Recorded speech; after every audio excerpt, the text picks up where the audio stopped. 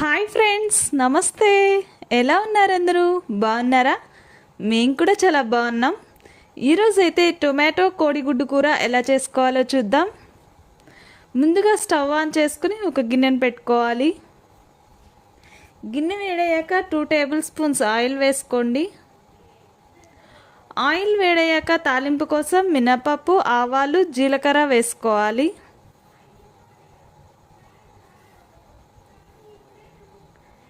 2 రెమ్మలు కరివేపాకు వేసుకోవాలి.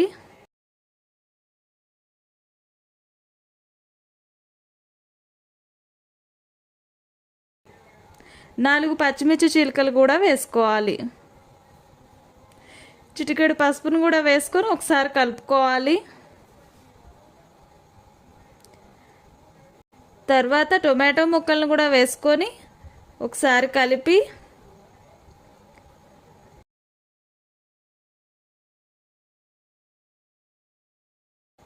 ఒక టీ స్పూన్ సాల్ట్ వేసుకోవాలి. సాల్ట్ వేసుకున్న తర్వాత మూత పెట్టేసుకొని ఉడికించుకోవాలి.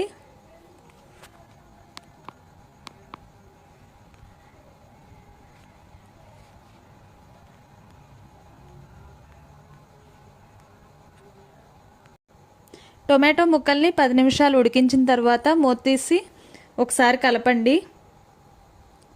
తర్వాత 2 టేబుల్ స్పూన్స్ కారం వేసుకోండి. 1 స్పూన్ గరం మసాలా వేసుకోండి.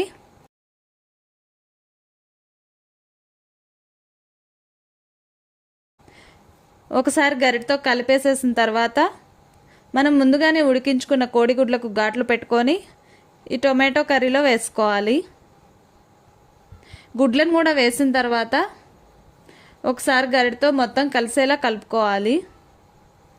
కలుపుకున్న తర్వాత మూత పెట్టేసేసి 2 మినిట్స్ వరకు ఉడికించుకోవాలి. 2 మినిట్స్ తర్వాత మనకి టమాటో కోడిగుడ్డు కూర రెడీ అయిపోతుంది.